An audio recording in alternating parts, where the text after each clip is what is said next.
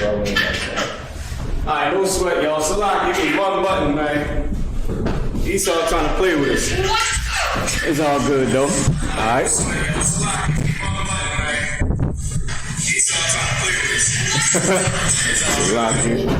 Salak here about that.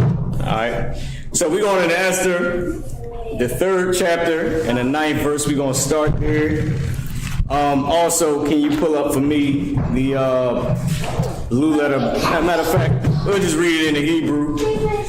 I'm gonna start in the Hebrew, sis, since it's the Hebrew class, and then I'll let you read it in the English. So bear with me. I'm gonna pull up Esther, the 3rd chapter and the 9th verse. I'm gonna start reading in the Hebrew. All right. Shout out to all the babies in Israel, you know what I mean, to make life a hell of a lot easier. You know what I mean? When they decide to, anyway. All right, so this is Esther, the 3rd chapter, the 9th verse. I'm going to start in the Hebrew since this is the Hebrew class, all right? Al, Hamalak, Tawab, Ya, Ka, Salaki, Ya, Kathab, La Abadam, Wa Aisharatha, Alapium, Kakar, Kasap, Ashak, Ashakwa, Al, Yadya, Aishaya, Hamala Akaf, La Habaya'a Al Ganazaya Hamalak. Alright. I wanted to read in the Hebrew just because of the Hebrew class. So we're gonna go to every time we get to a different chapter, because we're gonna be going through a few chapters, we're gonna read some in the Hebrew. Okay?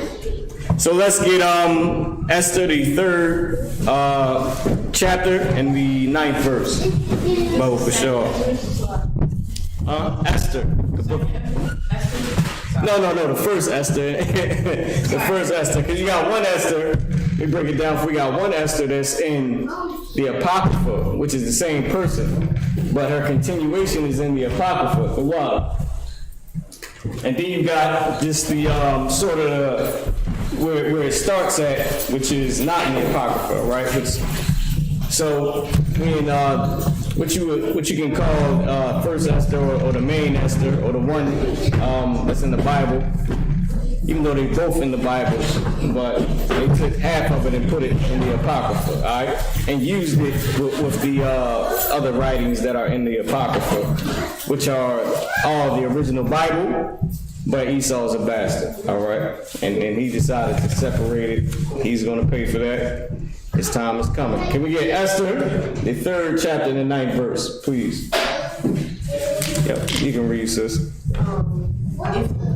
If it please the king, let it be written that they may be destroyed, and I will pay 10,000 talents of silver to the hands of those that have the charge of the business to bring it to the king's treasuries. So this is Haman putting a price on our head. So of course, if y'all, I'm pretty sure y'all read yesterday quite a few different stories and verses and chapters. Just getting the backdrop of what actually happened and what's going on.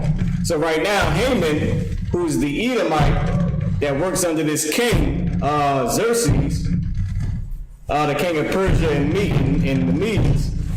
The one who they portray in that movie 300, looking like a straight up Elamite homosexual. Him. So, right, they was calling Artaxerxes. So Esther was married to him. Right? Well, so now Esau, of course, being subject to him, he's still at war with us and still hates us. So he's trying to get permission from the king, who's Esther is married to put a price on our head and to get permission from him to be able to kill us all. Alright? Let's read on. Verse 10, and the king took his ring from his hand and gave it unto Haman, the son of Hammedatha, Agagite of the Jews, this is more than one scripture showing you that Esau ain't our goddamn best friend just because we smoke weed together and I let you call me nigga because I'm a damn stupid idiot that love to get high. That we always been enemies. We ain't never really been homeboys and friends. We was brothers, and one was evil and one was not. Esau was the evil one, we were not the evil.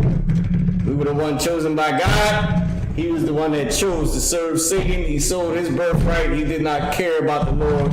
That's between him and Jesus. Alright? We don't give a damn. That's between him and his white God. But he has always been our enemy. He has always been our enemy, alright? You can keep reading. Verse 11. And the king said unto Haman, the silver is given to thee, the people also, to do with them as it seemeth good to thee. Go ahead.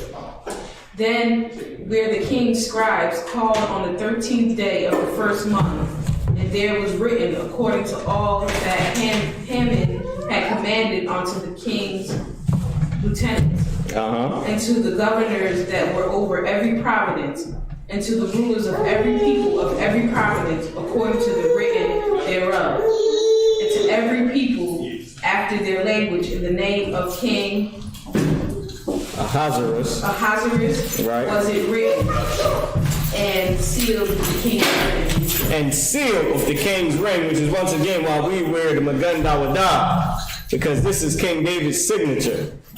Kings would seal their writings and their documents or their bills. How we got the relief bill that we're waiting on Biden to give us that paper that he owes us for all the years that he knows us.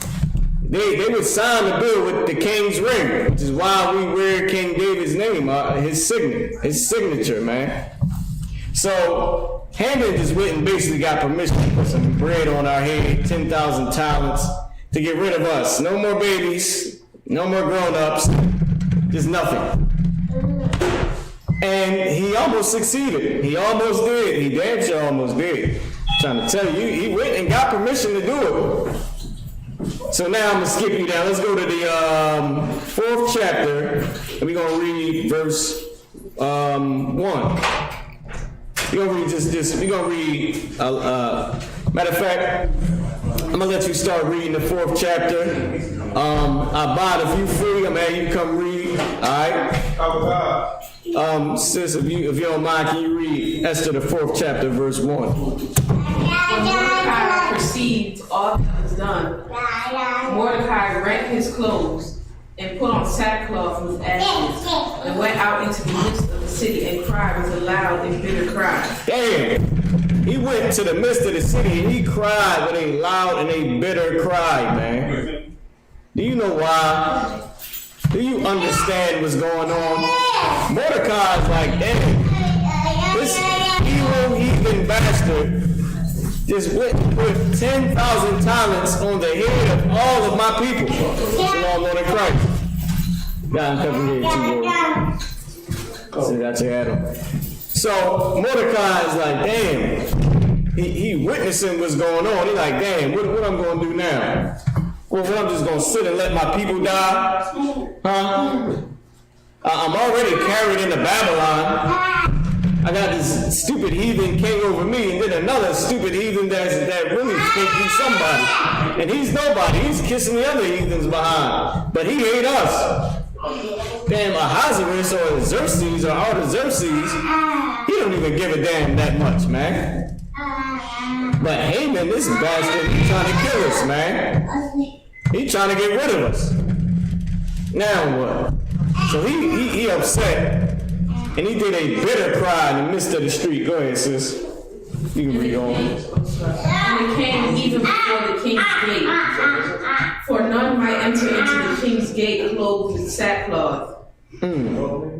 Because now, if y'all know anything about Israelite culture, somebody tell me what the sackcloth was for. Young man in the back, who's the sackcloth for? To cover it? Yeah, come. Like to cover your face? Yeah, come. You said it's a what? Like to cover your face? Okay, he had on sackcloth. So sackcloth ain't to cover your face. Sackcloth is a sort of a covering, but is spiritual, but it's physical. It's a covering spiritually because we're mourning. It's like, damn, you cover yourself like how people would, how if you got depression, you would hide because you don't want people to see that you're depressed. You don't want to be around nobody. So you cover your shame by staying away from people. We would cover our glory and our prestigiousness by mourning and putting on sackcloth. So you might got the diamonds. You might got diamonds and Air Jordans and mansions and money, but that day you walking around everywhere you go dressed in sackcloth, like jean type of material, ripped and torn. No fitted cap, no diamonds on the day you took the grill out your mouth and threw it. And you just walking around in hell, man. To show how much pain you in. That's what the sackcloth is for. Alright? Can you read on, sis? And in every province where it's over, the king's commanded, his decree came. There were great mourning among the Jews, and fasting, and weeping, and wailing, and many lay in sackcloth and ashes. Do you know why they had on the sackcloth and ashes? Once again, many people had on sackcloth and ashes. Why? Because we were in mourning, man. It wasn't an easy thing to hear our people getting killed, our people gonna die. Well, that wasn't an easy thing to hear.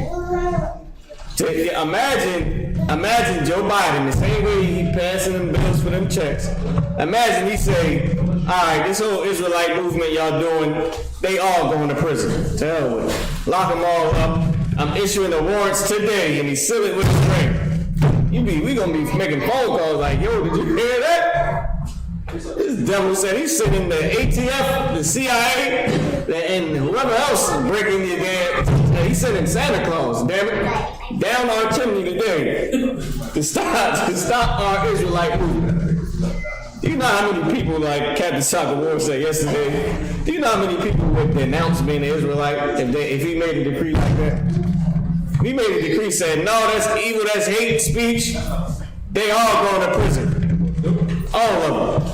You know how many people would throw their earpiece off and put it on a damn suit and tie and say their name is Michael Peter Schmidt and act white and start talking white? They would give it up, man.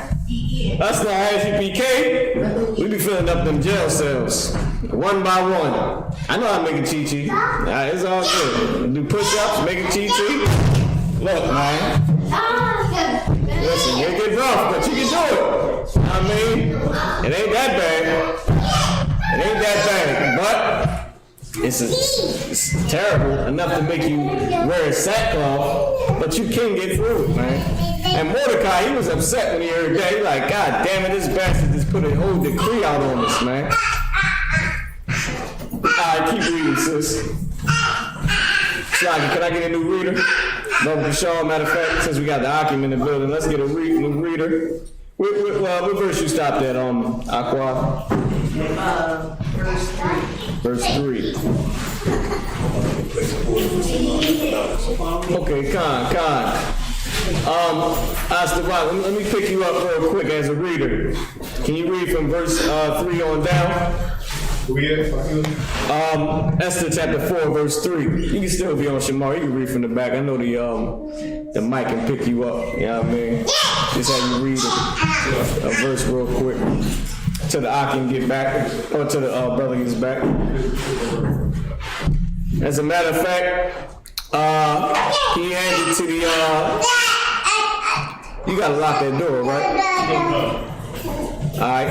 While you locking the door, I'm gonna mention this part right here. This right here is not a high holy day, but it is part of our traditions, right? Esther. We got a few of them that are just observances, right? That we do that ain't exactly in Leviticus the 23rd chapter, right? So it's an observance, meaning it's not a high holy day. It's not a holiday that the Lord gave us. What's another one that we do, man? We got Purim. Oh man, it's slipping my mind. I know there's a high holy day calendar. There's another one that we do that is the Feast of Tabernacles where we dwell in. No. That's in Leviticus, the 23rd chapter, right? Oh, Feast of Dedication. That's what it is. The Feast of Dedication and the Feast of Purim, they all traditions. Like how I mentioned Santa Claus earlier. It's like that's a tradition. That ain't in the Bible. It's like Thanksgiving. That's not in the Bible. But people do it. 4th of July, perfect example. Memorial Day, Veterans Day. These aren't biblical holidays, but America keeps them every year. And people have always done that. The Israelites, we have always kept these traditions. The Feast of Dedication, the Feast of Purim. Alright? So I do got a couple other scriptures we're going to go into, so we're going to keep on reading quickly. Isupk, chapter 4, verse 3 in the book of Esther. The book of Esther, chapter 4, verse 3. And in every province, whatsoever the king commanded, and his decree came, there was a great mourning among the Jews, and fasting, and weeping, and wailing, and many lay in sackcloth and ashes. Can you imagine that? Can you imagine seeing your nation like, damn, we about to die, I don't know what to do. They just throw on the sackcloth and lay in the ashes, man. Just lay there and mourn and they fast and they weep and cry, man. Go ahead. Keep going. Verse 4. So Esther's maids and her chamberlains came and told it her. Then was the queen exceedingly grieved. Now here's the thing, we don't have queens in Israel. We don't. But heathens do have queens. A queen and a princess is the same thing, different title. It's the same thing. One has, at this time, they were just the same thing. In today's time, a queen sort of has more power than normally given to a woman. Alright? But at this time, queens were just princesses with the title of a queen. Because an Israelite woman has the power to persuade her husband if she's a righteous woman and love her man and know how to do it. I mean, she can make a nigga do whatever, for real, as long as it's righteous and lawful. I mean, listen, he can make her spend more time with her than any other woman. He can make her do things he don't want to do, like buy her clothes when she don't deserve it, and let her run up the bill 3 times in a row and don't say nothing about it or don't be too mad. Or let her run it up the 4th time after she did it 3 times. I mean, she got power to do that. Get the feet done, the nails done, get 2 more babies out of him when he say he can't afford no more. She can do a lot of different things, man. Yeah, I mean, that's her sister's power, right? But she was called the queen because that's what heathens did. Not that we have queens in Israel. And I have to break that down because there's a lot of these blackity black cats that put women on a pedestal, which is fine, but they add to them power and authority that they should not have to handle. Right. I'm not saying she may not have the capability to handle some things, but she should not have to handle those things. You know what I mean? You should let her be a woman, be feminine. You understand? Esther, here's another thing which I'm going into after this. Esther was one of many of this king's wives, man. One of many. We come from a nation that has more than one wife, man. A man having let me tell you something, a man having the capability to have more than one wife is a righteous thing because he can marry a sister that can save your ASS. I guarantee you, the women in Israel wasn't talking about sharing the man at that time, was they? When they hear what Esther about to do, from Mordecai, listening to Mordecai, they ain't gonna complain then. Because at one time they was decreed dead by Haman and Artaxerxes or Ahasuerus. Alright? It was decreed to die. But that one extra woman that heathen got, they wasn't complaining about that after they lived. Because a man has that right, man. the same way a woman has a right to get a new man when her husband is dead. Now, let me tell y'all sisters something right here. Woo! Take this sword out, because the brothers listen. Tell me, no man want no other man's sword in his woman. I don't care, in the grave or out the grave. In or out the box. I don't want you in my box. Or what used to be my box, now that I'm in the box. If y'all black, you understand what I'm saying, right? You should understand what I'm saying if you're an Israelite. Brother, listen. Listen, I'm gonna be real. As a man, I'm glad I'll be dead if that happened, boy. Woo! Because brothers and sisters, we got two different types of anger. Yeah, women's fighting. But a brother puts you dead in the grave. A sister be like, where you at? Something. I'm coming over there, I'm gonna burn up your clothes, I'm gonna blow up your car. But the man is gonna live to give us some more ride the next day. For most sisters anyway, some sisters might take him out. But a man is like, B, I'm killing you and the kids, and him. You're like, damn, you gonna kill the kids too? I ain't taking care of them. You think, I'll be changing diapers because you wanna go rides? Nah, you, him, and the baby's dying. Now, I'm joking, of course, but a man has a different type of anger. But that's a woman's right to get another man when her man died. I mean, you a woman, you want to be comforted, you know what I'm saying? Me personally, I don't want no woman to do that, because I don't want my woman to do that. So, you gotta love your brother as yourself. I wouldn't want no brother's box, you know, having a new person inside of them. And while they in the box. So, with that being said, it's something that comes with a man having more than one wife, because it can save your behind. The same way that woman's new husband could save your nation's ASS. It's the same way, man. It's even. It's an even playing field.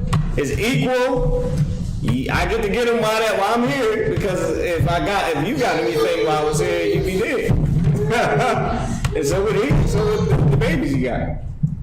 So a woman has more strength to be able to handle that. She's made to handle that. Men ain't exactly made to be like, oh yeah, that's cool, go with Tim to tomorrow. Nah, I'll see you next week. That ain't about to happen. You, Tim, and whatever kids y'all had that's around is all going to the grave.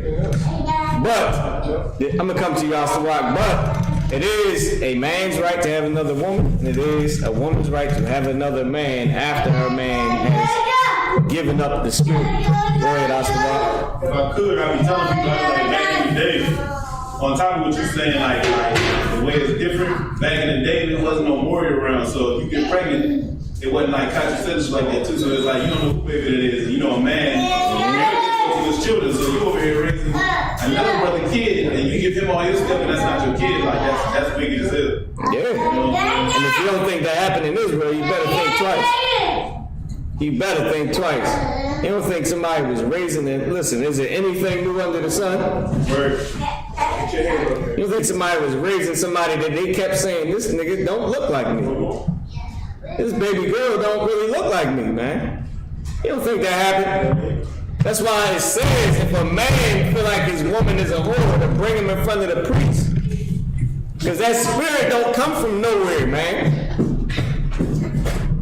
Now, back to the topic. That was a heavy point which you brought out, Isupk. Did I cut you off? Alright, Most High in Christ. Let's keep on reading. Let's get a new reader. The water, Isupk. I got you. Alright, where you stop off just now? I stopped off at 4 in the middle where it says exceedingly greedy. Alright, so, and it say, the queen, talking about Esther, like I said, we don't have queens in Israel. But she was exceedingly grieved. Alright, go ahead. And the queen and the princess is literally the same thing. They just give women more power nowadays. Esther chapter 4, verse 3, sir? Yes, no, chapter 4, verse 4 in the middle, after grieve. But at this time, women still didn't have the power that they have today. Alright, go ahead. Oh God, this is the book of Esther, chapter 4, verse 4. So Esther's maids and her chamberlains came and told it to her. Then was the queen exceedingly grieved, and she sent raiment to clothe Mordecai, and to take away his sackcloth from him, but he received it not. He ain't want that. He like, listen, baby girl. You ain't about to send me these fine and nice soft clothes, like Christ said. It says soft clothing are in king's houses. He ain't about to send me these soft clothes. He ain't about to butter me up while my people about to die. He ain't about to treat me like the pastor and the congressman. While my people suffering, you greasing me up. I'm cool. Go ahead. Come. Verse 5. Then Esther called for Hathach, one of the king's chamberlains, whom he had appointed to attend upon her, and gave him the commandment to Mordecai to know what it was and why it was. She's trying to figure out, like, damn, what's going on? You know what I mean? To let him know what it was and why it was. Go ahead. Verse 6. So Hathach went forth to Mordecai into the street of the city, which was before the king's gate. And Mordecai told them all what had happened unto him, and one of the sum of the money that Haman had promised to pay to the king's treasuries for the Jews to destroy them. 10,000 talents. That ain't no little bit of paper, man. I better start checking up on how much some of this money was. That's some bread, bro. Go ahead. If I could, sir, you know what's so heavy about this with Haman being a Gagite, being in the center of Amalek. People don't understand, Amalek, funded the transatlantic slave trade. Mm-hmm. So like how Haman, was pushing out 10,000 talents. They did that during the transatlantic slave trade when they put us in slavery. Esau kicking out, right. Millions of dollars to put us in chains. You're damn right. That's a heavy point. And it shows that Esau has always been our enemy. Has always been the Jews' enemy. Right. Blacks, Hispanics, and First Nations, so-called. Alright? Let's keep on reading. Verse 8. Mama Bashar, can I get some strong if there's any back there? Go ahead. This is the book of Esther. A little bit. This is the book of Esther, chapter 4, and verse 8. Also, he gave him the copy of the writing of the decree that was given at Shushan to destroy them. To show it unto Esther and to declare it unto her and to charge her that she should go unto the king to make supplication unto him. To go in there and plead with this king. Go ahead. And make a request before him for her people. Go ahead. Verse 9, and Hathach came and told Esther the words of Mordecai. Verse 10, again Esther spake unto Hathach and gave him commandment unto Mordecai. All the king's servants and the people of the king's providence do know that whosoever, whether man or woman, shall come unto the king into the inner court who is not called, there is one law of his to put him to death. So, if anybody enter into the king's chamber without permission, they're gonna die. Now, you about to witness you're about to witness the power of a woman, man. Especially a bad Israelite, bro. Oh my God. Some of these Israelite women, brother, they look like they from heaven in the Christian world. They look like they from wherever the Lord's from. You see it with the little baby hair. I'm telling y'all, I get something about that baby hair, and the eyelashes, and the makeup, and all. I seen something on TikTok, man, where Cardi B did her little makeup put on. Like, she was doing some little song dance and then start putting the makeup on with it. And it was like, well, I'll be damned. She went from mommy, really looking like, I didn't even know that was her. Because I don't know that it was her. Until she got dressed up. You know what I mean? I was like, oh, damn, that was Cardi B. She was just looking like an average Puerto Rican mommy. Huh? Same Dominican, Salaki. Same thing. Same damn thing. Salaki, if there is a difference, I don't know. We all the same. You me and I'm you, and that's that. Alright? And I guarantee your man don't want you giving the box up either after he's in the box. Now ask him, am I lying? we the same, trust me. Black, Dominican, Puerto Rican, Haitian, all of them. Reuben, Simeon. So, Ephraim, alright? So, let's keep on going. Come. Except such to whom the king shall hold out the golden scepter, that he may live. For I have not been called to come unto the king these 30 days. And they told to Mordecai Esther's words. Verse 13, the Mordecai commanded to answer Esther, think not with thyself that thou shalt escape in the king's house more than all the Jews. Now this is something that that a lot of sisters need to understand. And what's so crazy is your gay Christian pastor needs to understand this too, because he think like a woman. Now, to a sister, there's nothing wrong with this. To a man, there's definitely something wrong with you evil congressmen and pastors and bishops and deacons out there. There's something very, very foul and feminine about you. All right? You are not going to escape judgment that is coming to your people just because you sleep with the king. I'm Ben Carson and I'm cool with the president. I'm not going to never have nothing happen to me. I'm Michelle Obama. Ain't nothing never going to happen to me. That ain't true, man. That is not true. Just because you sleep with the king and our pastors, they spiritually sleeping with these rulers in America, that don't mean you're going to escape judgment, man. Imagine if he would have decreed that decree. And Haman came to him and said, you know that woman you got is a Jew, she lying to you. Now how shameful is that to the king? He would have put her to death, man. He'd have felt that in his bosom like, damn, she tried to play me, she knew she was a Jew. All she had to do was tell me, what? That she was a Jew. And I'd have said, hold on, Haman, maybe we shouldn't do this, my wife is a Jew. But since she didn't say nothing, or if she wouldn't have said nothing, he'd have felt some type of way about it. Especially if Haman would have said, she playing you in front of the earth. The only Jew left is in your house. He'd have been pissed. As a man, he'd be like, oh no, this broad didn't play me. Got me looking like a damn fool. Kill her and Vashti. Ain't no woman gonna play me. And he could have did that. That could have happened to him. If she didn't do what her cousin or uncle said. So like, go ahead. Yeah, what I was gonna say, he was her cousin. Yeah, what you bring out so heavy, sir, is that that's why Mordecai didn't have Esther reveal that she was a Jew in the beginning. Right. Telling her, don't go out here saying you a Jew, because he knew, evil men, evil bags like Haman was around. Where Haman would have plotted on Esther before he plotted on Mordecai, because Mordecai would have bowed to him. Yep. Yeah, that's absolutely true. These heathens have always been our enemy.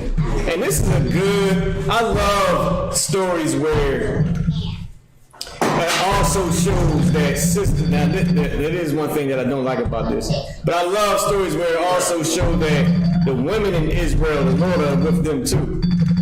Like I love the fact that my nation, because I got a daughter, and I would want the Lord to be with her. The Bible does say what? Love thy brother as thyself. Love your neighbor as yourself. I would want my neighbor's daughter, if it's going to save my behind, let her do it. If it's going to save our nation, let it be. She is an Israelite. She is a princess of the power. You know what I mean? And that's what I love.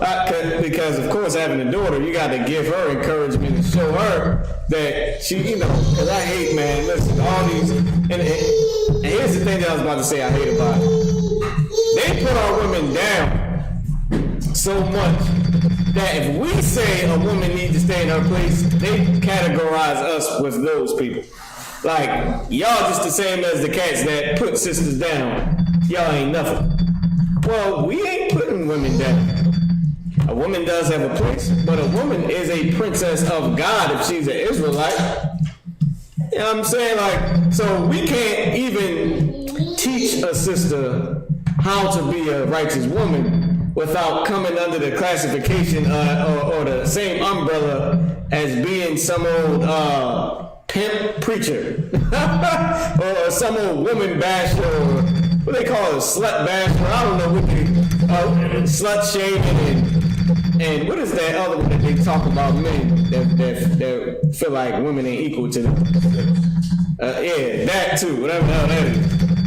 And what's the other one that talks about the gender or feminism or whatever? I don't know. I forget what it's called, but it's a term that they use for brothers, man. And if you got children, right, daughters, if you want to teach her how to be a righteous woman, you gotta show her place first, so she know how to be as a woman. And then two, you gotta show her the things that if she is a righteous woman, the things that the Lord can do with her. But damn, you can't even start on the first step. You can't show her how to be in America. Good night. Go ahead, Astawak. If I could, I think we know the men Misogynist. God damn, I hate that damn term. Go ahead. Oh, you know my favorite one is I had to slave all the time. When you die, you were just so toxic. Toxic masculinity.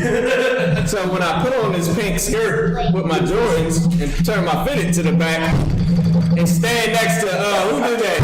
Who was the nigga? Young Jock with his dress on. With a perm. And the perm. That ain't toxic femininity. It's toxic femininity for a man to be switching and all that. The little gay TikTok dances. Go ahead. And they call girls who defend masculinity pick-me girls. A pick me? Yeah, you're a pick-me if you defend masculinity. Like, ooh, pick me, I want to be a girl. Like, you want the attention for it, that's why you're on their side.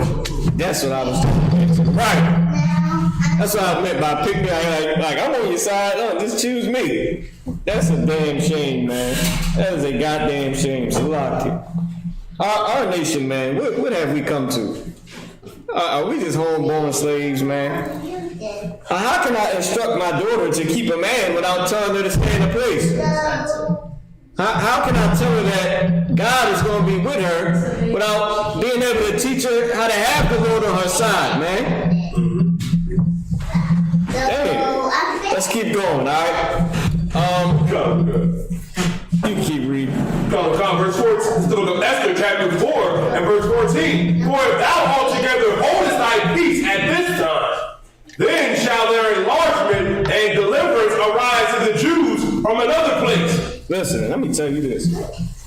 If y'all simple, evil, heathen lovers out there, calling yourself preachers and pastors and congressmen and senators and House of Representatives, whatever you call, or the wife of the president, or a friend of the president, all that kissing his behind garbage. Let me tell you something. If y'all don't want to stand up, all you blackity black, goddamn faking it cats out there that's really just tuning women up to get some vagina from them. Listen, let me tell you something.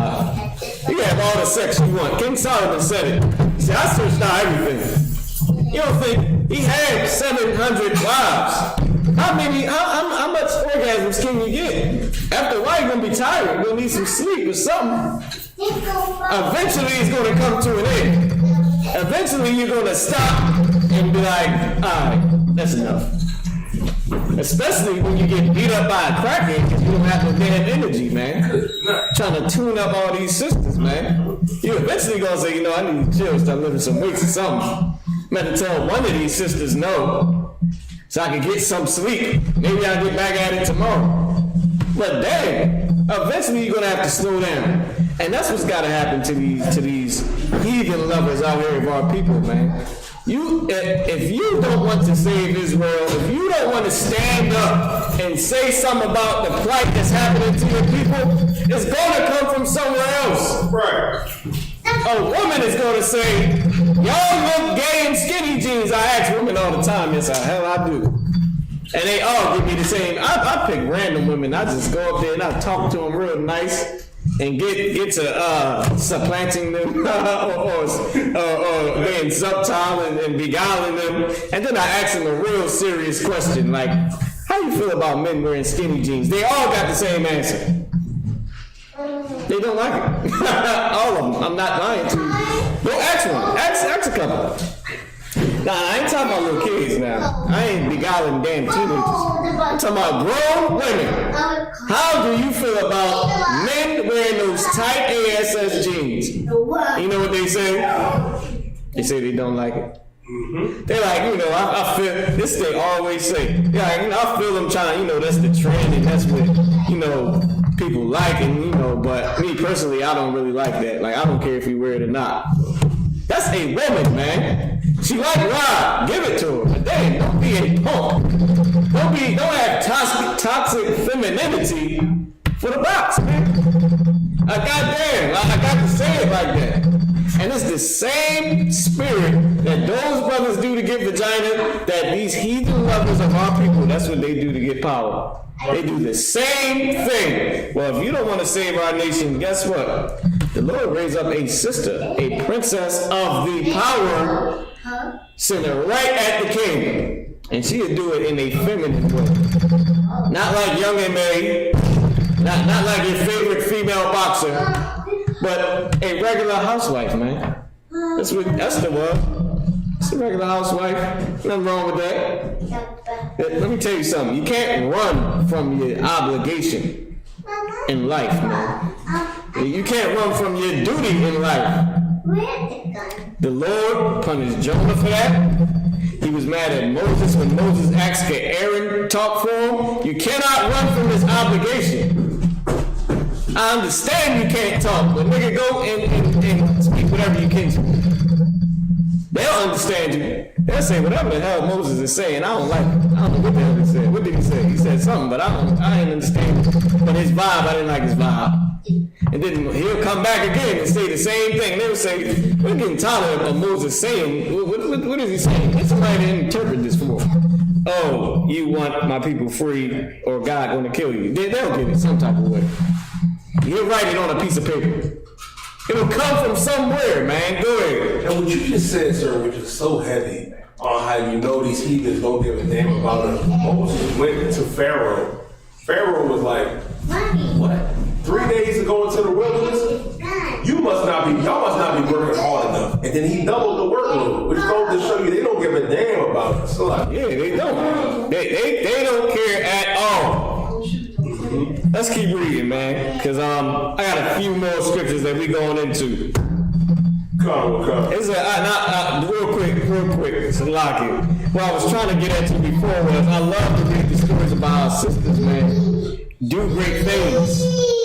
Like, Israelites as a people, we have never been a people that just keep your red barefoot and pregnant, even though we keep them barefoot and pregnant.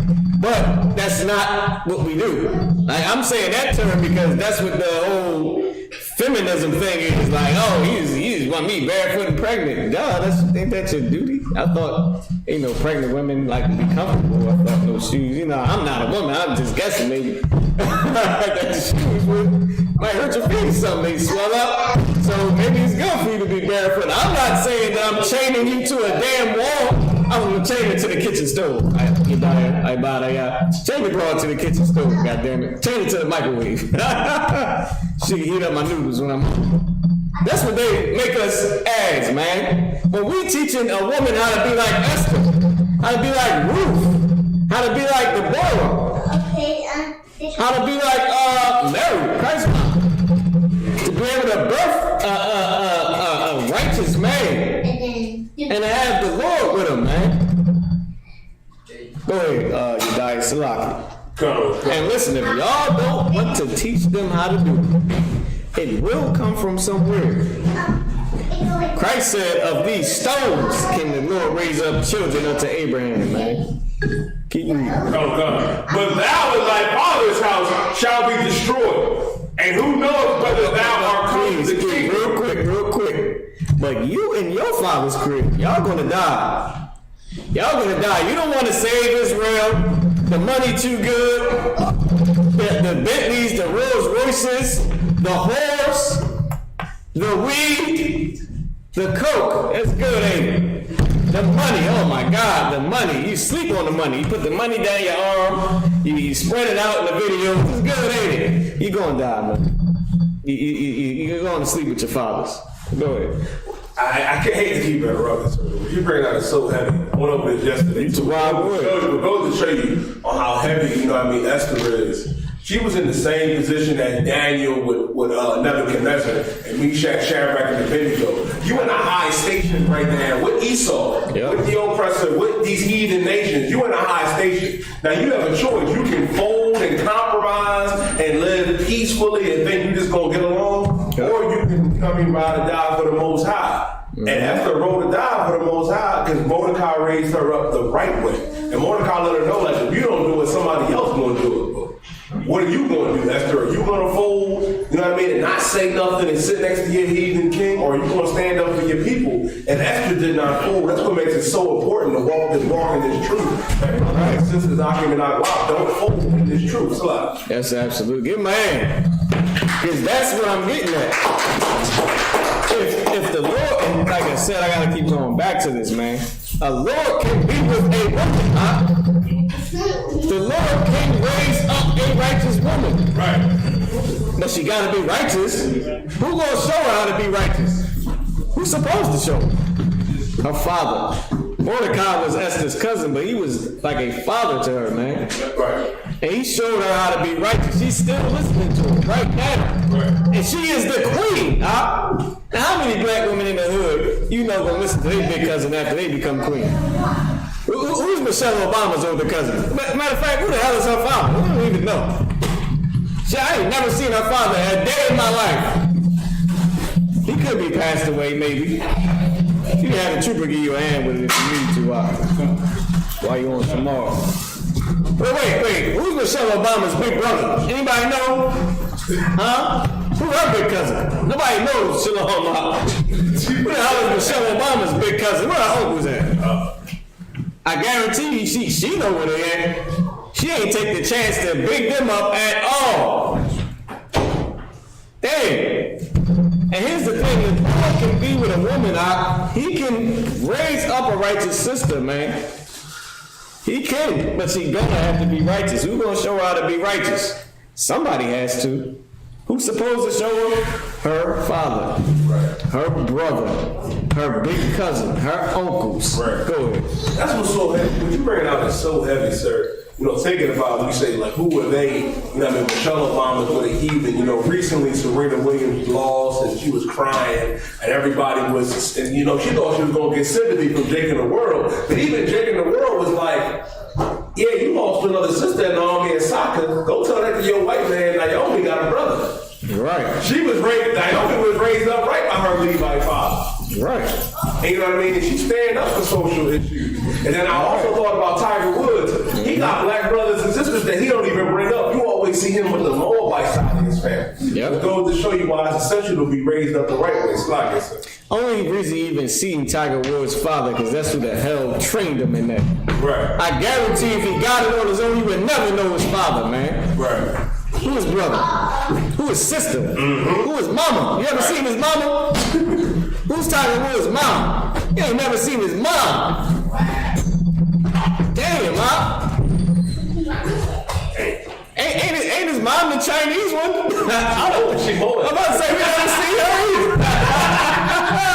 He don't give a damn. You think he give a damn about his dad? No. He might have, maybe. He might have really loved his dad, and I mean appreciate it now. But where's big uncle at? Where's big cousin? You know what I mean? Who the ones used to beat his little golf in the ASS when he was a young boy? Used to shake him upside down like, this ain't golf. This the hood. This basketball. This ain't golf. Golf ain't a real sport. Golf ain't a real sport. You can't catch a football. Put the football in his chest. You can't catch a football. Where they at? You didn't give him up. Did you get him a job anywhere? Damn. I tell you what he is. Now we ain't down in Tiger Woods. But what we trying to say is, for the people that love the oppressor, don't be surprised when he raise up somebody that's going to do what he needs out of your race. Because you won't do it. He put you in a position to do it, you won't do it. Let's keep reading. Oh, Salaki, go ahead, Astawak. If I could, that's heavy too, because when we go out and we teach the Bible the correct way, them pastors will come out in they sermons and start saying, oh, y'all not supposed to keep the law, saying stuff specifically targeting us. So when people see that we doing it, they go against us, and that's the same thing they did to Christ. When he started teaching the truth, they went and told Esau and had an issue with it. Yeah, go. You got a brother pick it up for you. Too long, warrior. Damn right. Keep going, Astawak, if he was done. If I could, that was it. All right, Most High Christ. Damn right.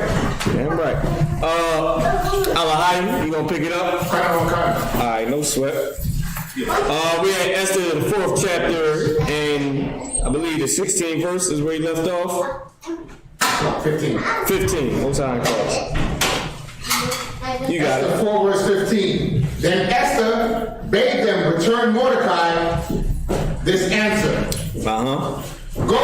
gather together all the Jews that are present in Shushan, and fast ye for me, and neither eat nor drink 3 days, night or day. I also and my maidens will fast likewise.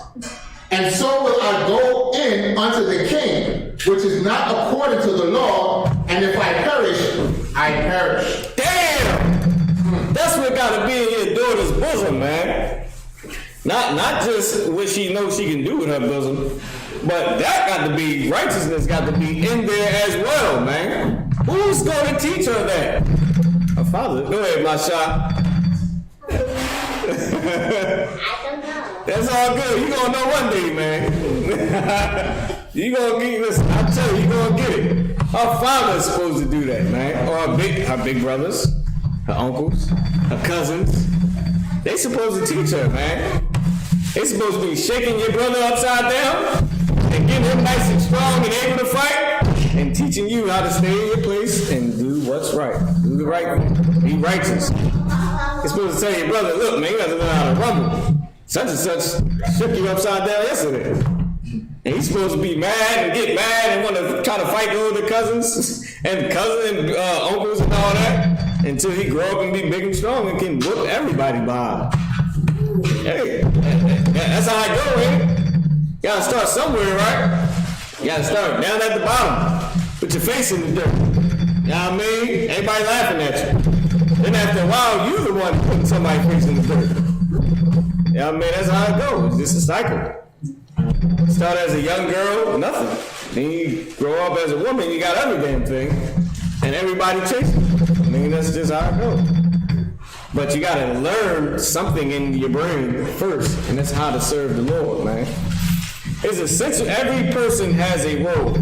A man has a role and a woman has a role. And that's why I love a lot of these scriptures where they talk about our sisters, man. Because we can't teach a woman to stay in her place and be righteous without somebody talking about us. Goddamn, toxic masculinity. I mean, come on, man. Because I told her that she gotta do this, and this is how a woman's supposed to be. Now that's toxic masculinity. Well, when she out there on the stripper pole, then she ain't got to worry about toxic masculinity. Everybody's chasing her. And all the men are feminizing themselves to have sex with her. So you don't got to worry about toxic masculinity. When she's pregnant at 13, you ain't got to worry about that neither. Because she got every STD at 25, you ain't got to worry about it then neither. And when she cannot keep a man, you don't got to worry about it either. But if you want her to be a sister like Esther, you're going to have to teach her some morals, man. You're going to have to show her her place. And I hate that every time we say a woman has a place, somebody gets mad about it, man. Not us, of course. But them damn blackity black cats and all of America. They got something to say about it. So you can't teach a woman how to be righteous. What you think Mordecai told Esther? To stay in her damn place with this king. Right. The only time he ever told her to do something, listen, and this is what kills me, man. All those people who still talk about us that say we wrong for telling a woman to stay in her place, they don't say nothing or even know how to teach a woman how to get over on a man. They have no clue how to do it. If you ask them, all right, tell me how to teach a woman how to get over on a man, they're gonna say either on her knees or on her back. That's all they do. That's about it. They don't have no clue the things that a woman can do that are not even sexual, that can make her get over on her man and get her man to do something that she want him to do. They have no damn clue about it. But we toxic, we're very toxic. So the only way my daughter is going to get anything out of her husband or out any man that she like is for her to get some knee pads. Come on, man. And I'm toxic. Nah, man. Let me tell you something. You teach a woman her place, she'll become like Esther. She'll be like Ruth. She'll be like Deborah. She'll be Mary, man. She'll be Elizabeth. Teach her a damn place. God damn. She'll be Rebecca. She'll be Leah. If you show her how to be a woman. Like when we say a woman stay in her place, we saying don't overstep your boundary as a righteous woman. You don't want to go into how heathens act. And that's all we saying. But they bash us for that, man. Let's keep going. If you don't mind, verse, damn, I forgot what we left off. Verse 17. You want me to read the end of 16? No. Right wherever you was at. Matter of fact, yeah, the end of 16. He said, and if I perish, I perish. And if I perish, I perish. So Mordecai went his way and did according to all that Esther had commanded him. And what did she, now wait a minute. Did she want to do this at first? Wow. No, she didn't. How did she get Mordecai to go away? She got over on him, didn't she? She used something to get over on him. What was it? Huh? I'll tell you what it was. It was the trust he had in her to be obedient. That's how she got over on him. Because what happened with Adam and Eve? He could not trust her. Proverbs 31. And his heart shall safely trust in thee. When what happened with Adam and Eve is we lost the trust we had for a woman. That's why men say F these hoes, money over bees, MOB. Because you learn at a young age, hold on, I can't trust women, hold on. I tried that didn't really work too good. Sisters learn at an early age that what? Men like other women too. So it's an even playing field. It's an even playing field because a man get to have other women now, and when the man dies, you get to have another man. Is lawful. No man wants you to have another man. I don't want none of my brother's women to have other men. But I do know that if she do get another man, he could save my behind. He could be the one to change the king's mind. He could be the one to save our race. But I wouldn't want her to do that after he go. I would want her to stick with him. I want my woman to stick with me. Even though I'm in the grave and sleeping with my father. But her next man could save our race. He could stop my baby girl from dying. My baby boy. He could be the one who the Lord choose to be with. So it's even. And that's what we learn. We learned two things that are very valuable about Israelite customs. One, a man can have more than one wife. And two, men learn that they can't trust women. That's two things. But it's the flip side to it. A woman don't like men to have more than one wife. And men don't really like to trust women because of what happened with Adam and Eve. But they both can save our behind. A man having more than one wife can save your entire race. And a man trusting in the obedience of a woman can save his entire race too. Now, okay? And when you die, she can still get another man. So it's even. It's all around the board even. It ain't this way, that way. It's flat out even. I'm in the grave, you getting banged out, is even. I got 10 women, you alive, that is even. Because either way, we both love each other, and I don't want you having nobody else, and I don't want me having nobody else. But the other person could save our nation. The other person could have that good old congresswoman job. That new pretty young thing that brother get. She could have that congresswoman job and say, look, I'm not passing that evil bill that y'all got going out against my people. That woman's new husband, after her man died, can say, I'm not passing that evil bill that you got out about black people. Mm-hmm. I'm standing with Colin Kaepernick, and I'm standing with those cats in ISUPK. And that's how it goes, man. Right. It's even. But who teaches a woman to not have another man until her man passes? Who teaches a man to stay with every woman he gets until the day he dies? That comes from somewhere. It comes from your parents, man. Your older siblings. That's where it comes from.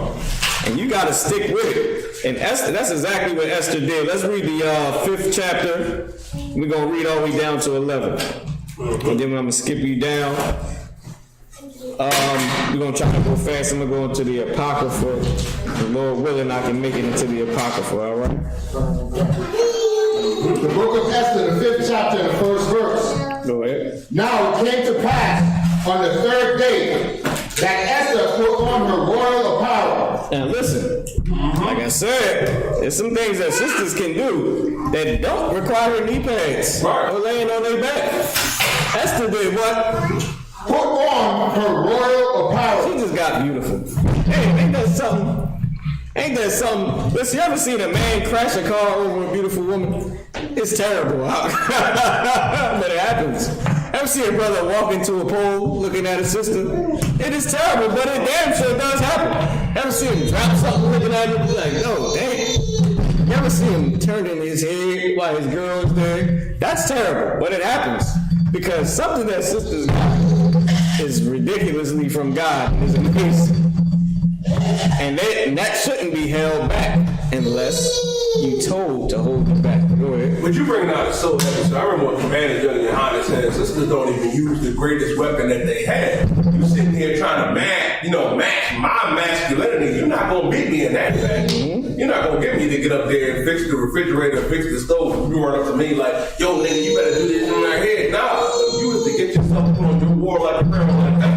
You know, you put on your modest apparel, you know what I mean, where that, you know what I mean, that perfume, oils and body butters that Captain Zariah be putting out, you know what I mean, come up looking glorious, and you ask a brother, you know, you ask your husband to do something for you, he gonna go out there and jump to do it. And he gonna do it to the best of his ability. He ain't even gonna slack on him. Unless he tired and really ain't got the energy to do it. You know what I mean? And that's a whole nother topic that they teach about men, and just they teach so much stuff to our family households, man. It's ridiculous, yo. Like if a man don't do something that a woman asks him, he ain't ish. If he don't make enough money, he's not ish. But he can wear pink and wear tight jeans and wear your makeup and use your hair dye, and now he's the most famous rapper ever. With your jeans, your makeup, and your hair dye. Damn, I forgot. And your dress. I forgot every cat wearing dresses. And your dress. And he can go get 10 million, and you will stay with him. Damn. But if I say, listen, look, I ain't doing that. You gonna make me something to eat. I'm going to somewhere else to get something to eat. Oh, now I'm I don't know what they call it. Toxic masculinity, is that the word? Misogynistic. I think women should be barefoot and pregnant. Damn. You hate women, sir. I hate women. Damn. that is crazy, man. Like that's something that is that's warfare. That's warfare, man. That is straight up spiritual warfare. I got to tell my daughter to sleep with every man that makes her happy. That's what I got to tell her to do. I said, if you want to be Michelle Obama, you can't just let men tell you what to do. You just gonna have sex with all of them until you get to the White House, baby. Come on now. Because that's what you're telling her. You say, you know what, if he don't make you happy, you just move on. Well, that's penis number 10, 11, 12, 13. Uh-oh, college. Better add 10 more to that. Oh, 25. Uh-oh, new job, good money. 2 years go by, at least another 2, 3. We're now at 28. You got about another 10 before you make Congresswoman. What's that, about another 5, 6? Damn, what's about 35 penises, man? To the White House. On the road to the White House, it's a bumpy road. I had to tell my son that he got to kiss women's behind. Well, when he becomes a senator and his wife is cheating on him, then you know why. And who she cheating on him with? Guess who? Ray from down the block. The one with the rims, the system, and all the toxic masculinity you can ask for. But wait, Ray got more women than your husband do. Damn. He got 25. Exactly. And he don't claim none of them. Not even you. That's reality. That's warfare. Go ahead. I hate to you bring out it's so heavy. Lightning struck my brain when you just said that. I remember Sisters at My Slave was explaining to brothers, and I'll be eavesdropping, and the priest almost came out. They like, oh, you can't do that. You got 3 women, you doing this. But one young brother said, but Lori Harvey had 6 men in 7 months. And she was like, oh no, she was just experimenting. Oh my God. I said, hold up. Hey, that's a whole lot of experience. She had 6 months She had 2 rounds in the same month at one point. But she experimented. And I doubt if they was 2 weeks apart. 2.5. Some months got 5 weeks. Was father and son. Well, you know, that was the same damn day. And they're at the same damn hour in the same few minutes that they both lasted. I can guarantee you that. She just dressing that one up. We all been from the hood. She dressed that one up. They wasn't even her man. Neither one of them. She just got caught by paparazzi. She said, oh yeah, it's my new boyfriend. And this is Dad. You know how it go, man. Good. Now listen, who teaches a woman not to do that? Her siblings. Her father. Right. Older brother, her older cousins, her uncles. That's who teach a woman to be right. But if you love the oppressor and you out for his goods and his riches, listen, you know what? That's why we in this position, man. Because everybody that's supposed to look out for us, they are not looking out for us. Right. They want the money. They want the soft raiment. They want to be buttered up and given the clothes, the good clothes. Yo, Mordecai could have been in the king's house if Esther would have pushed it. Right. That's what your senators want. That's what your congressman and your favorite rapper. You know he wants to sit at Donald Trump's desk and be called a good cookie, man. Kanye West. What a damn Make America Great Again. He was a damn fool, man. Yo, our people need to stop. Right. People need to stop, man, for real. Right. All right, let's keep reading. You gonna sell yourself. You gonna sell your manhood and who the hell you are for what? Keep going, man. Meanwhile, your people dying. Go ahead and read. Salaki, go ahead. Can I get one precept, sir? Go ahead. This is Mark 8:36. For what shall profit a man if he shall gain the whole world and lose his own soul? Damn right. And that's what Mordecai taught Esther. That's why she said, if I perish, I perish. This ain't female, man. She got more balls than you. Right. Damn. She said, if I perish, I perish. She give her a hand. She deserves a hand clap. Because our latest senators and congressmen and favorite rappers and leaders, what are they doing? God damn. Listen, I pray my daughter never come across Meg Thee Stallion or none of them other bros, man. Because I don't want her to ever think that that's what she has to be. And then we seen that picture of Megan Thee Stallion when she was in college, being daddy's little girl. Look so innocent. It looked like a regular little freak jumper. Probably had sex a few times and probably just liked sex. But what she is now, you can tell that she probably ain't really that. From that picture, you can tell she ain't that. She don't believe that now. Like she don't, and you can tell by the man she chose. Now I hate the sidebar. That man that Meg Thee Stallion chose, all that garbage she be talking, and her man is this big, going bald and skinny. You would have thought this nigga could dunk on everybody. You know what I mean? My body got all that damn garbage. And that man is this big, sing. He's a singer. He's singing. She's the average woman, man. She is the average woman. She sang. The brother sang short, skinny, and bald. She wants what every woman wants, and that's just to be average. So why are you promoting to my daughter to be a whore, man? Yabashim Shabakatah. And that's what we don't need in this nation, man. What we do need is women like Esther that will say, if I perish, I perish. Give yourself a hand in ISUPK. The woman in ISUPK, I can't swear. But somebody in the world would say that these is the best woman you will ever meet in my life. The first time I told a woman to shut up in ISUPK, brother, it blew my mind. I thought, for a minute, I ducked a little bit. You know, I'm sure too. So I dipped a little bit, like, let me just make sure that I'm saying that I don't get hit. But it wasn't nothing coming, brother. So you know what I did? I did it again. So shut up. But of course I was joking. I let her know I was joking that time. She wasn't feeling that joke. It's all good though. But it's all good though. But everything's straight, man. You know why? Because these sisters can handle being corrected. Right. And that's how you gotta raise a woman up, especially if she's gonna save your entire race. Right. And how she gonna save your race? She can't even get yelled at. I get yelled at, I'm a damn man. Listen, Salaki, y'all. I seen this one video on TikTok, and then we going back into the scripture. This is the last sidebar. I seen this one video on TikTok. The brother sitting there playing the game. His stepdad come in and say, "Yo, what happened to the trash?" He said, "Nigga, what you say? You ain't my dad. You my little brother dad." That's how a man feels when he get yelled at. You think Jim Hyman said this best. He said, a lot of y'all be complaining that your dad wasn't around. If your dad was around, you would have hated him. And that's a fact, man. If your dad was around, you would not like him. You get it? He would be telling you, take the trash out, pull up your pants. You're not going to go sleep with them whores that live around the corner. He would be telling you what to do. A lot of sisters, if their dad wasn't around, my dad, he ain't nothing. Well, your dad would be the reason you're not a whore.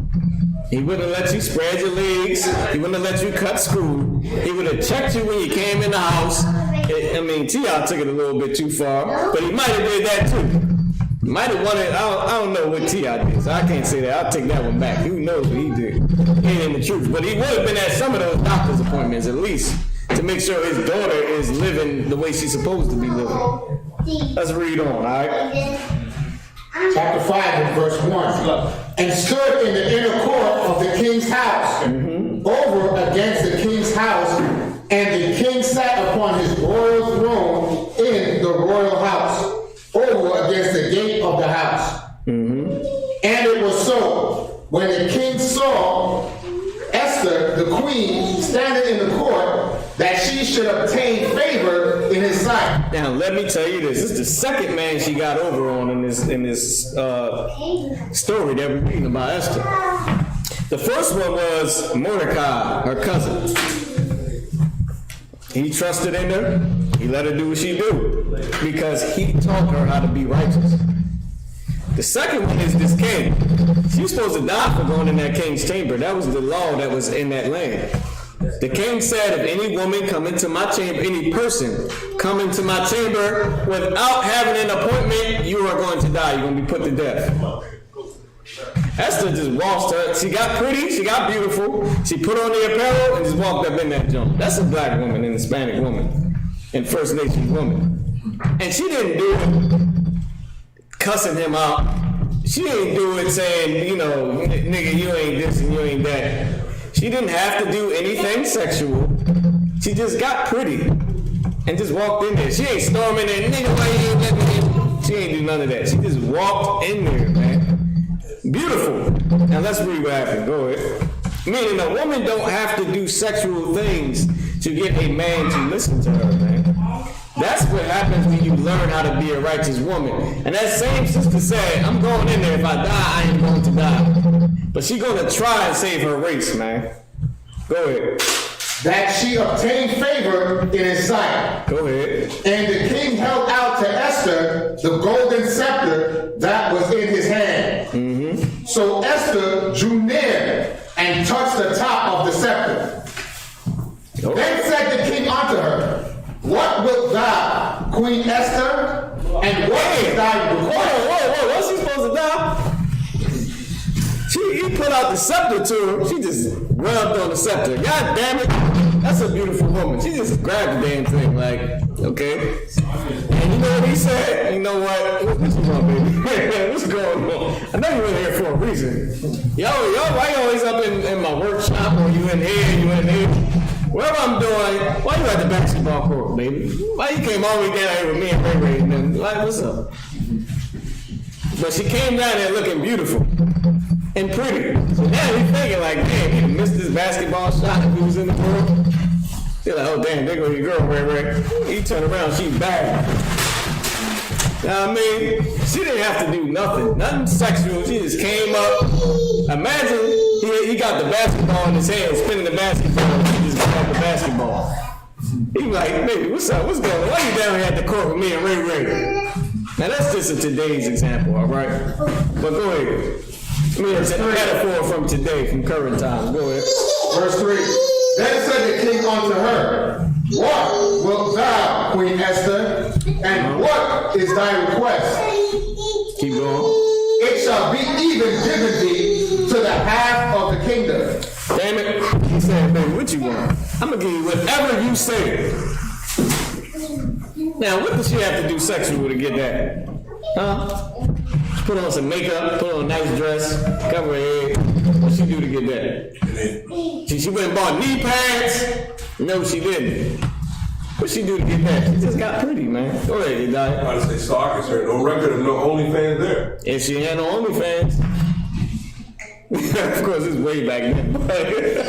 They got OnlyFans today. I don't know, man. Listen, our brothers need to stop that with them sisters, and our sisters need to stop that, man. I heard they getting rich off them OnlyFans. They said some sister was making $20,000 a month with an OnlyFans. I said, God damn it. How you gonna tell her that she needs to stop? She make $20,000 a month from being a whore. You gonna tell her? You think she gonna listen to you? She gonna look at you like, yeah, that's what's up. Don't you got on a karate suit? What's the nigga from Martin? Karate Bull? Like, ain't you the karate bull from Martin? I'm cool. I ain't trying to hear I need to stop. How much you make? She gonna ask me, what's in my wallet? I'm like, damn, okay. They don't respect that because today that they respect money. Back then it was about integrity, man. And it should still be about integrity today. Go ahead, keep reading. Esther 5 and verse 4. And Esther answered, if it seem good unto the king, let the king and Haman come this day unto the banquet that I have prepared for him. Damn right. So listen, now Esther's setting this thing up. This is wise sister right here. He told her she was getting half the kingdom. He said, I'll give you anything. You're already about to get half of all of this that I got. She said, just bring Haman to this feast that I'm preparing for you. Imagine she said, I'm throwing you a party. Just bring Ray Ray. Knowing that Ray Ray trying to set you up. Come on, man. This a down sister, and she ain't no whore, she ain't promiscuous. She's a sister that knows her goddamn place, man. And you know, to really tell a sister that today is like you are sinning against women, telling them to stay in their place. When that's what a father's supposed to teach a woman. He's supposed to teach her how to be righteous. Like, look, baby girl, you have a place, there's a borderline, there's a boundary that you can't go past. You can't be like that, can't be like this, can't do that, can't do with them white girls. You know, there's no white girl started 1-800-WE-ARE-18. Started the Playboy Mansion with that old bastard. What's that nigga name, man? Hugh Hefner. Walk around in his damn room with 18-year-old college girls, man. Listen, America's so evil. 1-800-WE-ARE-18. That right there should have been illegal. Them stupid commercials, they say pick up the phone. I remember that thing like it was yesterday. But I remember seeing it at night with my little sister next to me. Like 5 years old, looking at this stupid commercial, like, what in the hell is this? I will never forget that. I'm looking at her, she looking at me like, what is this stupid damn commercial coming out, man? That should have been illegal. But that's warfare against women. That's right, sir. They think that telling a woman to stay in her place is warfare against women when that saves her life, man. It saved my life. You tell a woman to stay in her place, it'll save my life. It'll save everybody in this goddamn room life. You know that, right? Because the decree was for us to die, which is why she came to her husband, which is why she's coming to him now, telling him to bring Haman, the one who put out the decree for us to die. They said anybody who's an Israelite, who's a Jew, is going to die. And I'll pay 10,000 talents for it. And the king said, done. But she was married to the king and she was a Jew. And she know how to use her femininity to game up this heathen king. Keep going. Verse 5. Then the king said, cause Haman to make haste, that he may do as Esther had said.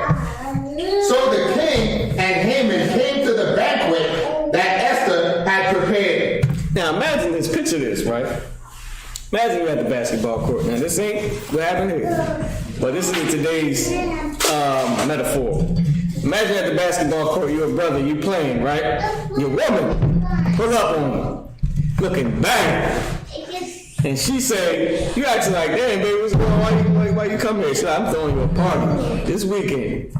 You like, damn, for real? She like, yeah, make sure your homie Ray Ray there too. Y'all know, I know that's your boy. You like, shit, all right, now you hype. That's what this king did. He said, tell Ray to come quick. He said, tell Haman to make haste. Hey, tell him he better be at his throne. All right, keep reading. Verse 6. And the king said unto Esther at the banquet of wine, what is thy petition? And it shall be granted thee. Now imagine you at the feast, you drinking wine, you on it. Here go your girl through this nice old party for you. And you look at it, you're like, baby, man, whatever you want, I'm gonna give it to you. Let me know what you want. Keep going. And what is thy request? Even to the half of the kingdom, it shall be And you performed. telling her, like, you about to get half of everything I got, girl. Stop playing. You about to get all of this. Everything is all yours, damn it. Half of it at least. Because she down with you like that. Go ahead. Verse 7. Then answered Esther and said, my petition and my request is, if I have found favor in the sight of the king, and if it please the king to grant my petition and to perform my request, let the king and Haman come to the banquet that I shall prepare for them, and I will do tomorrow as the king had said. Verse 9. Then went Haman forth that day joyful and with a glad heart. But when Haman saw Mordecai in the king's gate, that he stood not up, nor moved for him, he was full of indignation against Mordecai. So now, he don't know, he might or may not know that this is Esther's uncle right here. I don't think he did know that Mordecai was Esther's cousin. I keep saying uncle, that's her cousin. But he raised her like he was her dad. You know what I mean? He raised her like a father. So Haman pissed off at basically Esther's dad, who's really her cousin. And he's like, oh, this nigga don't want to bow? Go ahead. Verse 10. Nevertheless, Haman refrained himself, and when he came home, he sent and called for his friends, and Zeresh, his wife. And Haman told them of the glory of his riches, and the multitude of his children, and all the things wherein the king had promoted Oh, you him. sitting right here. So what? Keep going, warrior. And how he had advanced him above the princes and servants of the king. All right, let's go. You go to the next chapter if that was it. And then I'm gonna skip you up. Verse 6, chapter 6, verse 1. On that night could not the king sleep, and he commanded to bring the book of records of the chronicles, and they were read before the king. And it was found written that Mordecai had told of Bigthana and Teresh, two of the king's chamberlains, the keeper of the doors, who sought to lay hands on the king in Ahasuerus. And the king said, what honor and dignity had been done to Mordecai for this? So now, the king, he couldn't sleep. That's the spirit of the Lord that was on that king, that heathen king. The Lord had him read the Chronicles to see what Mordecai did. So now, he reading about Mordecai, you know what I mean, and how he helped the king out, and he was riding for the king. I'm gonna skip you up just for time's sake, all right? We got 10 minutes left. Go to verse 7, chapter 7, verse 1. Esther 7, verse 1. So the king and Haman came to banquet with Esther the queen. And the king said again unto Esther on the second day at the banquet of wine, what is thy petition, Queen Esther? And it shall be granted thee. Go ahead. And what is thy request? And it shall be performed, even to the half of the kingdom.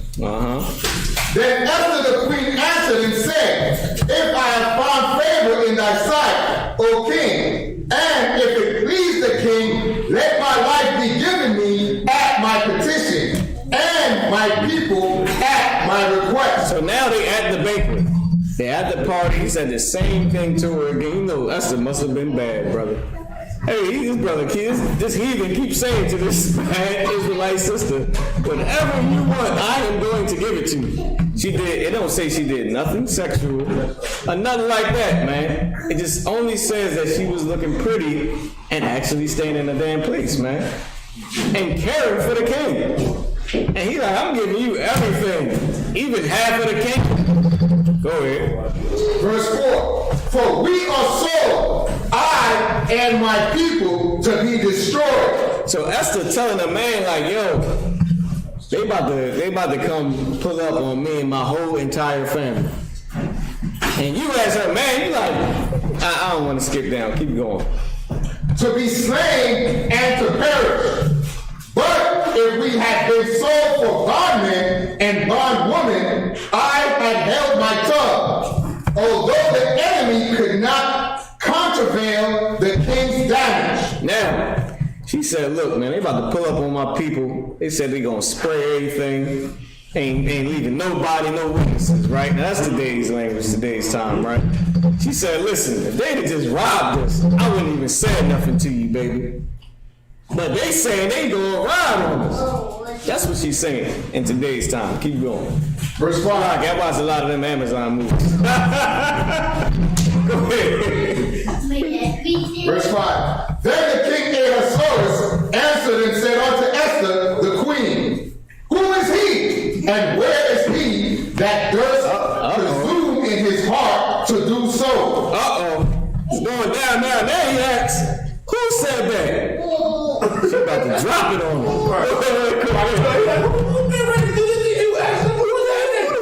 Who said they was pulling up on you? She about to tell him, go ahead. Verse 6. And Esther said, the adversary and enemy is this wicked Haman. Ooh, wait, can you imagine the sister saying that? Listen, they couldn't put as much energy as she said into that in this verse right here. In these few words, they said it, they got it pretty much on the money. Because I can picture it. You know what I mean? I can picture how she got up and said, this is that nigga right there. This is Ray broken.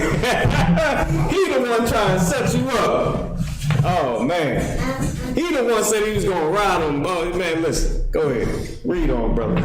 Then Haman was afraid before the king and the queen. Mm-hmm. And the king, arising from the banquet of wine in his wrath, went into the palace garden. Mm-hmm. And Haman stood up to make request for his life to Esther the queen. For he saw that there was evil determined against him by the king. Hey.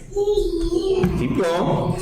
Then the king returned out of the palace to give a backdrop. So she said, Ray the one said he gonna pull up on me. He said he was gonna hit me, my mom, my dad. If you was just trying to rob me, I wouldn't even say nothing to you. I'd have just let it go. Your homeboy robbed me. I ain't even gonna say nothing. I know that's your boy. I'm gonna let it rock. But she said he gonna get us. And she said it's him. And Ray gets scared. And you hurt. You question at your own party. You leave the room. And keep reading. Verse 8. Then the king returned out of the palace garden into the place of the banquet of wine. Mm-hmm. And Haman was fallen upon the bed whereon Esther was. And now you come back into the room and you see this nigga Haman in front of your girl. Keep going. Then said the king, will he force the queen also? You see him begging her at her feet like, yo, listen, no. You see him on one knee trying to grab her hand, trying to apologize. He like, damn, what you gonna rub up on my girl too? Now you know what? If you're a sister, you can answer this question, right? How about I let a brother answer it? So, if you seen somebody that you're going to say, he trying to set me up, he gonna ride on me and my family, and it's him right here. And you know, she just threw you this party out of nowhere. You know what I mean? Pulled up on you, saying she's gonna throw you this party, threw you a party, told you to bring Ray. Ray here. She said, Ray the one said he gonna set me up and rob and kill my whole family. And then you see him pleading with her. What would you do? What's going through your mind? Anybody want to answer that?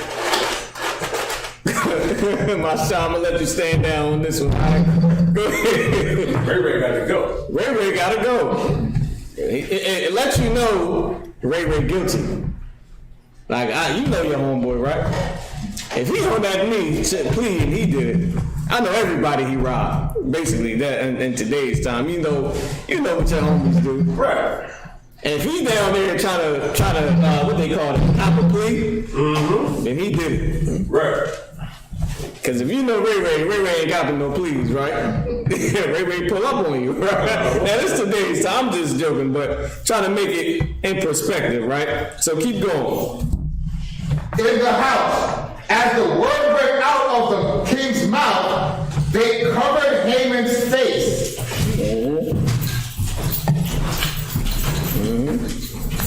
Keep going. Verse 9.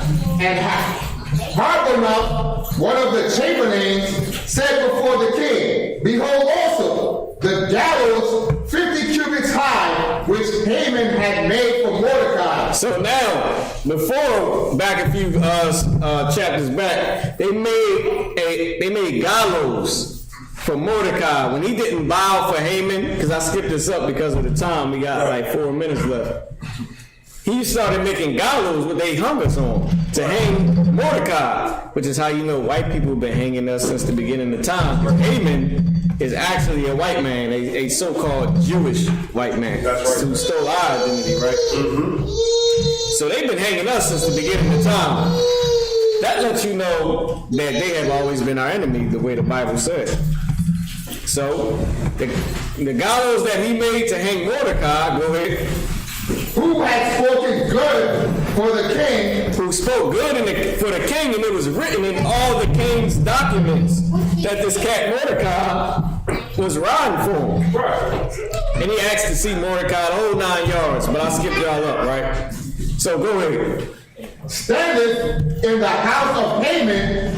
Then the king said, hang him thereon. All those gallows that he made to hang Mordecai, the king said, man, hang that nigga. He put a bag over his head, and they hung him. He was gonna kill my girl, shoot him. He was gonna shoot my girl, shoot him. And he got shot with his own gun. They took his gun and shot him with it. Now, if you brothers know this, the worst thing that can ever happen to a man in the hood is he get killed with his own gun. That's like a nightmare. You like, damn, I can't let anybody take my gun and kill me with it. Yeah, you can't shoot me with my gun that I sleep with every night. Right. That's like a big no-no in the hood, just like that no snitching law that we made up. This is one of them not real laws that brothers have. You can't get killed with your own gun. You just look like a clown after that. Right. All right, so now I'm gonna skip y'all up. Let's go to the 9th chapter. All right, which is why we celebrate this 2-day feast. It's not in Leviticus the 23rd chapter, so it's not a high holy day, which is why we don't have the scrolls and 2 priests up here. You know what I mean? And the brother reading Hebrew. We just observe this every year, just like America observes 4th of July every year. 9/11. 9/11. What else? What's the other one? Memorial Day, Veterans Day. What's the one? That's the one. President's Day. President's Day. All that garbage. They do it every year over and over. Let's go ahead. So Purim is not a high holy day, but it's a feast day. Yes, it's a feast day. It's a traditional feast day that we've been celebrating for years. It's just not in Leviticus the 23rd chapter with the ones that the Lord gave us. Those are high holy days. But it is a holiday. Like we celebrate just like we celebrate any holiday, which is supposed to be a holy day. You know what I mean? But it's not actually in Leviticus the 23rd chapter. Which is why we don't do the whole Sabbath service procedure. We just do the regular, you know what I mean, it's a regular class, but we eat and we party. And in our kingdom, we would be partying right now. 2 days, hitting the club, all that in our kingdom. Go ahead. So Purim is not considered a Sabbath. No, it's not a Sabbath. It's just a traditional day. It's like, if you think about it, 4th of July is just when people cook out. But Christmas is supposed to have something to do with Jesus and all that, according to America. So that's how you can compare it. Go ahead. So it's like a commemorative feast. Yeah. Right, it's just like that. It's like, you know what I mean, every single year. It's not biblical as in the sense of Leviticus the 23rd chapter with the holidays that the Lord gave us. But it's a biblical holiday, it's a tradition that we keep. Just like Feast of Dedication is the same way. It's not in Leviticus the 23rd chapter, but we do celebrate it every year, and it is an official holiday. That's right, sir. It's an official holiday. It's just not in Leviticus the 23rd chapter, because you might got to battle. Okay, I know that you from back in the day, so I don't know if you had to battle the fake Israelite groups, but a lot of them was, I don't want to use them because they all should be doing this too, technically. But them blackity black cats that think they know the Bible, that's a perfect example, right? They blackity black, they don't believe in the Bible, but they say they study everything. So they might come to you and say, well, why y'all celebrating this? This ain't in Leviticus the 23rd chapter. Where you get a Feast of Purim at? Y'all niggas making that up. And then we would have to show them this is a tradition, you know what I mean? Where you get the lighting the candlestick for 7 days? Where did God say do that? And then you got to show them the Feast of Dedication. You know what I mean? Because people think they know something nowadays, you know. But it is an official holiday to us. It is an official tradition that we celebrate. It's just not in Leviticus the 23rd chapter. So we can't say it's a high holy day, but it is a holiday that we celebrate. Just like they can't say 4th of July don't have anything to do with God and Jesus and how they say Thanksgiving and Christmas do. But they know Halloween has nothing to do with nothing, but they celebrate it every year. You know what I mean? All right, so let's keep going. I just want to bring y'all up to speed. Chapter 9, verse 20 to 21. And we'll skip down to 24 and then read to 28. So, Yadai, can you pick it up? You get a new reader. Come, sir. Come. This is the book of Esther. Chapter 9, verse 20. Chapter 9, verse 20. And Mordecai wrote these things and sent letters unto all the Jews that were in the provinces of the king Ahasuerus, both nigh and far, to establish them among them that they should keep the 14th day of the month Adar and the 15th day of the same year. So we are in the 15th day of what they used to call the month Adar. Alright, of course Esau changed the whole calendar around. This is the we at the end of the year, not the beginning. A lot of people think this is the beginning of the year.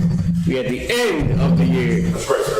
Everybody knows just how whoever comes into life, they come into life and then they grow from there. Right. They don't come into life dead and then now they somebody. Right. You die at the end of your life, you come into life and you grow and you prosper. And just like with the seasons, the new year can't be in the middle of winter when everything is goddamn dead. Right.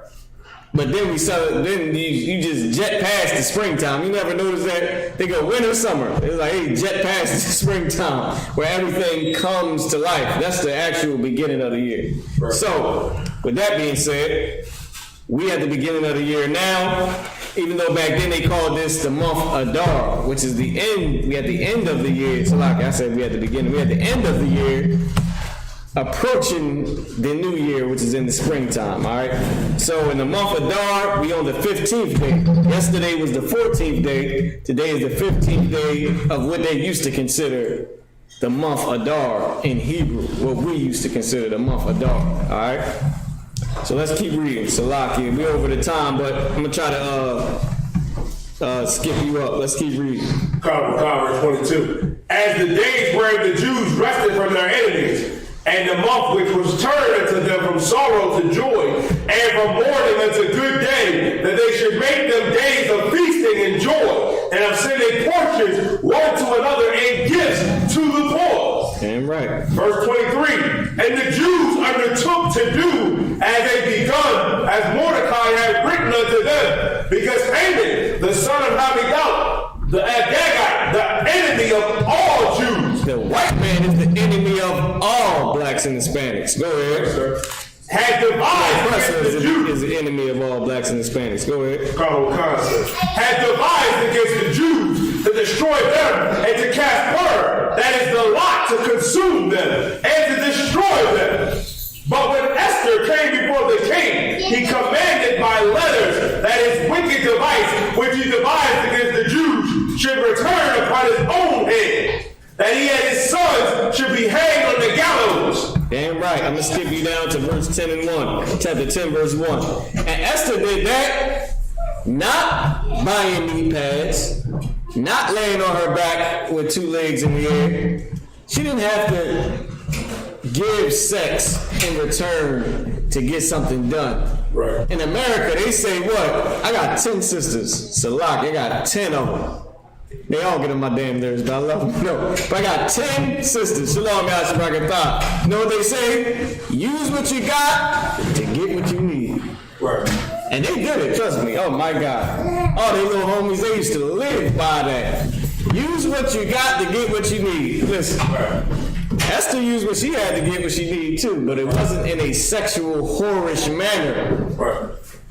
She didn't do that she didn't have sex with somebody to get him to be happy and do what she needed him to do. Right, sir. She was a woman that was righteous with dignity, man, and carried herself the right way, that knew her boundaries, knew her place, man. And she also knew that this ain't stepping out my place. This is righteous right here, what I'm doing. I'm not going to disrespect my man. She didn't have to disrespect him. She stayed in her place and got everything she had to do done. And I know that Satan battled with everybody, man.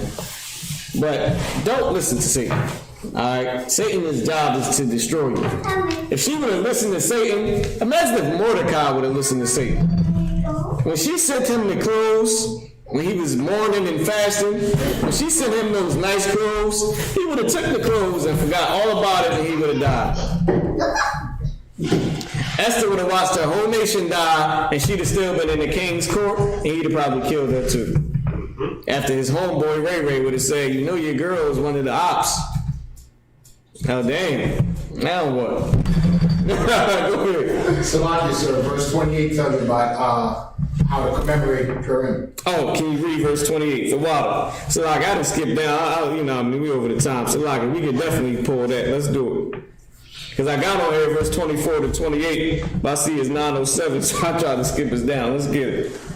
Esther chapter 9 and verse 28. And that these days should be remembered and kept throughout every generation, every family, every province, every city, that these days of Purim should not fail among the Jews, nor the memorial of them perish from their seed. Now listen, I got to say Most High in Christ for that, man. Read verse 32. Esther 9 and verse 32.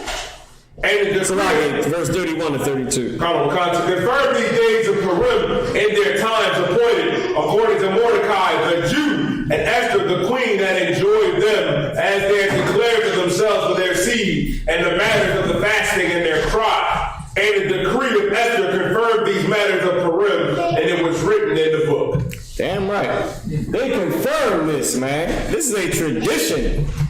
It ain't in, of course, Leviticus 23rd chapter, but this is a solid tradition that we celebrate every single year. That's right, sir. This is a holiday for black people, Hispanic people, and First Nations, man. That's right, sir. Native American Indians, so-called. Go to verse 10 and 1, and we're going to wrap it up. You can read the verse 3. This is the book of Esther, chapter 10 and verse 1. And King Ahasuerus laid a tribute upon the land and upon the isles of the sea, and all the acts of power of his might, and the declaration of the greatness of Mordecai, whereunto the king advanced him, and not written in the book of the chronicles of the kings of Mordecai, of Media and Persia. For Mordecai the Jew was next unto Ahasuerus, and great among the Jews, and accepted of the multitude of his brethren, seeking the wealth of his people, for speaking peace to all his seed. Now, that's what our senators and congressmen and our leaders and rappers and famous people, they're supposed to be seeking the wealth of our people. That's right, sir. You know what they seeking, right? Their own wealth. Mm-hmm. They ain't seeking the wealth of our people. Go ahead. So Mordecai became second in command? I wouldn't say that, but he had power and favor among the king. Go ahead. Also, what is just stated, he was second in command. Go ahead. If I could, that's not uncommon too, where a brother can be raised up in the high station. Remember, Daniel was raised up to be above all the other princes and governors and lawyers among Nebuchadnezzar and Darius, the king of Persia, where he favored him, and the heathens hated Daniel for that. So it's not uncommon, but the difference is Daniel and Mordecai did not compromise this truth to be under that heathen. They came up against the system, you know what I mean, was willing to die, but they didn't fly it, sir. But you know what I'm saying, I wouldn't go out as far as to say that he was second in command, but it did say he was next to Pharaoh, not Pharaoh, goddammit. What's the cat name? Yeah. Go ahead. Also, sir, remember Joseph was under Pharaoh at the time when Joseph was in, But he was viceroy. That's a little bit different. Joseph was actually second in command. But he's next to the king, but he ain't met. And this how you know, because he said he was not written in the Kings in the Chronicles of the Kings. That's how you know that he was not nobody big. Like Joseph is on the walls of Egypt. But Mordecai is somebody that we got to go into the Bible, you know what I mean? Pull, you know what I mean? Right. But, it is what it is. And it's a great goddamn thing that should be, honored every year for their greatness. Because without that, we would have died. And which shows that a woman does have a role, man. Like, I hate when they say, like, we down women. This is like, goddamn, how do we down women? We saved their damn life. That's right, sir. Like, I can't teach my daughter how to be a righteous woman without having to say, baby, you gotta stay in your place, though. Like, I think about this all the time. My daughter, I have to raise her to be some man's wife. Or they ain't gonna want her. What, she gonna live with me at 38? Huh? Because no man wanna buy her. No man wanna put up the money for that monster she is. Or he get her and he don't want her. Like, I don't want her to be unhappy. Like, I don't want her to be with a man that is never going to see her, man. He ain't never going to come there. He only going to come and really just have sex with her. That's all he going to ever do. Why? Because she ain't going to be no use to him. What else is she going to do? She going to cuss him out. They going to fight and argue. I mean, I can't do that to her, man. That's right. She better learn her damn place if she want to have a happy marriage. Mm-hmm.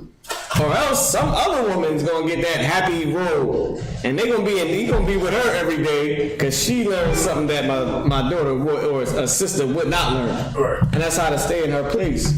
But to stay in your place don't mean you gotta stay barefoot and pregnant, and that's dumb. You know what I mean? It's like for that, the way they use barefoot and pregnant. But it's like, it's evil, man. It's teaching a woman that she don't have a boundary. Because that's all we saying is like, a sister has a boundary. It's a way that she can get anything from a man. The brother, that heathen, he kept saying to her, whatever she wants, she can have it. He kept saying it. Like, whatever you want. She came into his room and she was supposed to die. You know what he said? Whatever you want, you can have it. He was supposed to kill her. Instead, he told her she getting half the damn kingdom, man. Like, that's warfare against our people. With that being said, this concluded the Feast of Purim. This is an excellent holiday. And I love these type of holidays, man, where I can, show my daughters and our sisters that they do have a role and a responsibility, and they ain't just barefoot and pregnant the way America say it. The way they ain't just barefoot and pregnant how America says it. Because damn, you can't even have a baby in America. You can't be a woman and get pregnant and feel like you should take your shoes off in America. Because that you just, what they call it, a pick-me girl. If you want to be barefoot and pregnant in America, you a pick-me girl. That's crazy, man. That's warfare to destroy our households, man. With that being said, it's 9:14. I'm going to pass the class over to priest and officer of 50, Officer Isupk.